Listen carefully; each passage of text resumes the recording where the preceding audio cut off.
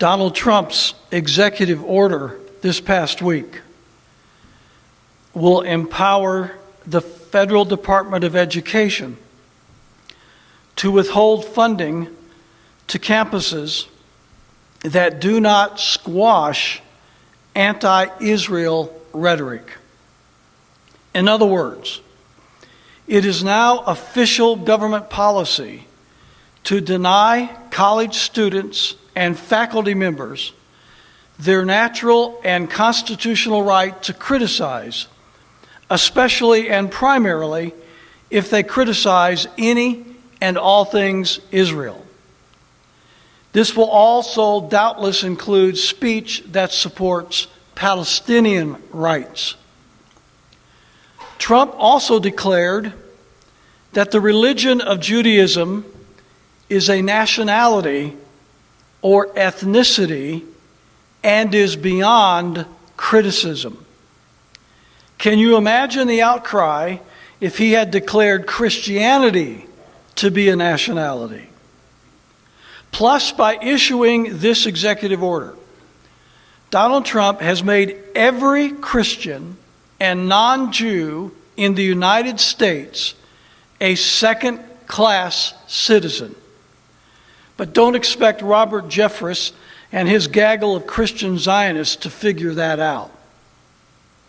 I have said repeatedly that Donald Trump is America's first Zionist president, and Trump's actions continue to prove that statement right. Trump's latest attack against the Constitution, specifically the First Amendment, is just his latest sellout to Israel. I'll say it straight out. Donald Trump is not trying to make America great. He's trying to make Israel great. By the way, I'm glad to see the rabid Jewish Zionist Mark Levin agree with me. At the signing ceremony of this draconian executive order, Levin called Trump, quote, America's first Jewish president, close quote. Even casual research will easily discover that Trump's family is dominated by Jewish Zionists, as is his circle of friends and business associates. What a coincidence. Trump says his EO is protecting free speech on college campuses. That's a lie. His EO is squashing free speech, specifically speech that criticizes Israel or Zionism. Donald Trump is a pathetic puppet of the likes of the ultra-Zionist billionaire Sheldon Adelson. Even worse is the fact that the Christian Zionist preachers and churches in this country are as much Adelson's puppet as is Trump, which is why they love Trump so much. And all of this hypnotic support for FA Israel can be traced directly to the false teachings of John Darby and C.I. Scofield and the thousands of Christian Zionist churches and scores of Christian Zionist colleges that those two men created.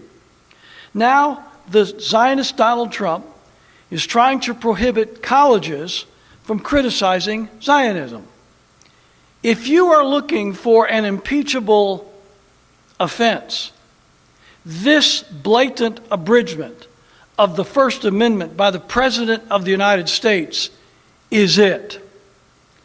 But don't expect Democrats in Congress to challenge Trump's unconscionable EO that officially elevates Jewishness to royalty status, because the same Israeli lobby that controls the Republicans in Washington, D.C. also controls the Democrats.